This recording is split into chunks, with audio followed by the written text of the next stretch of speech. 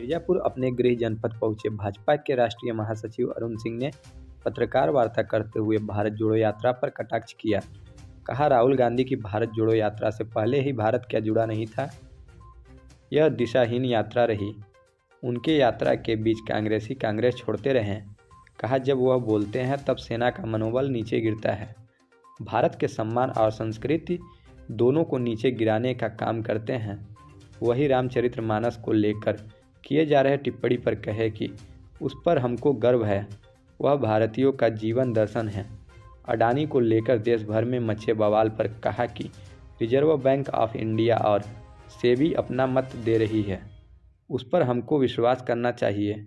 ऐसी कोई भी अस्थिरता की स्थिति नहीं है, हम किसी भी व्यापारी के विरोध में नहीं बोल सकते। मिर्जापुर से गुफरान अहमद की रिपोर्ट। कि देश जो प्रगति कर रहा है, आप बताइए कि जो कांग्रेस ने शासन किया केंद्र में लगभग 6 दशक तक, उसके अलावा प्रदेश में भी सपा बसपा ने शासन किया, क्यों गरीबों को पीने का पानी आपने नहीं दिया? आम जन को पीने का पानी क्यों नहीं दिया? क्यों उनके मकान नहीं बनवाए? क्यों शौचालय नहीं बनवाए? क्यों उनको गैस कनेक्शन देने का काम नहीं किया?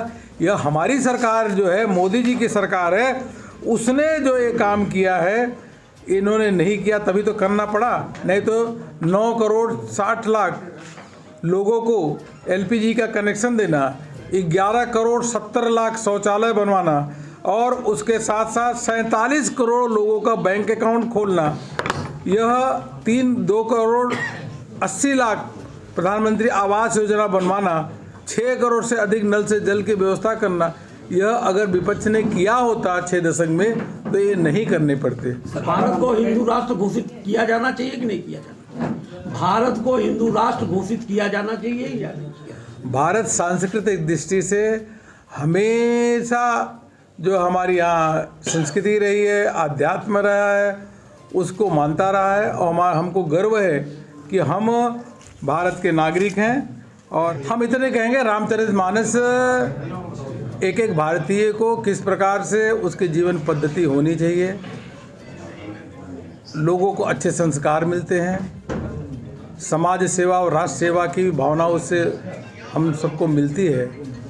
हमको रामचरितमानस पे गर्व है, ये मैं कह सकता हूँ। अच्छा, अभी बार रिपोर्ट आई थी, पिछले भी रिपोर्ट आई थी, राहुल गांधी ने ट्वीट भी किया था कि गरीबों और अमीरों के बीच में खाइयाँ बढ़ती जा रही हैं, हमारे देश में अमीर बहुत ज़्यादा हो रहे हैं और कुछ % के पास ही देश का आधा खजाना है। आपको लगता है कि राहुल गांधी कभी पढ़ के बोलते हैं क्या? या उनके ज्ञान के बारे में, राहुल गांधी को ज्ञान के बारे में अगर आपको लगता है कि ज्ञानी है, आपको मन से लगता है वो ज्ञानी आदमी है?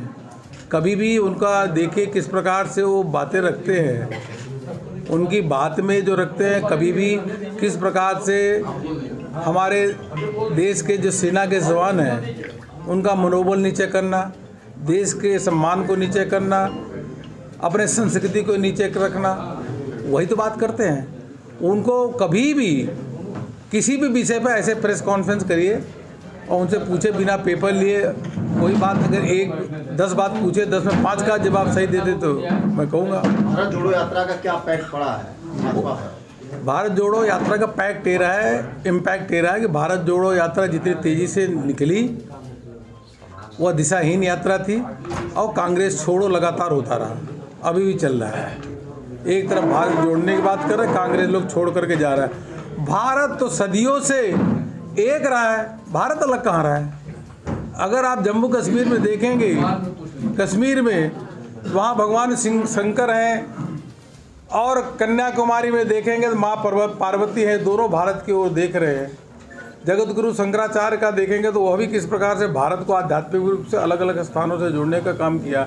तो भारत तो सदियों से जुड़ा रहा है। रिजर्व बैंक ऑफ इंडिया हो, सेबी हो, सब अपना मत भी स्पष्ट कर रहे हैं और उनकी रिपोर्ट सब आ भी रही है, इसलिए हमको सब उनकी रिपोर्ट पे ही विश्वास करना चाहिए। सर, वो तो सही है, लेकिन ये अडानी और मोदी दोनों का जो कॉम्बिनेशन करा जाता है वो क्या? यह विपक्ष की सोच है, लेकिन हम अगर विकास चाहते हैं तो हम किसी भी जो उद्योगपति है, इंडस्ट्रियलिस्ट है, उसका हम विरोध नहीं कर सकते। जब हम ऐसा वातावरण निर्मित करें जहाँ एक तो वर्ल्ड क्लास इंफ्रास्ट्रक्चर हो रहा है, अधिक से अधिक उद्योग लगेगा तो लोगों को नौकरी मिलेगी, उद्योग लगेगा तो टैक्स कलेक्शन होगा, और जब टैक्स कलेक्शन होगा तभी गरीबों का सपना साकार हो सकता है। इसलिए हम कभी भी किसी के उद्योग के विरोधी नहीं हो सकते।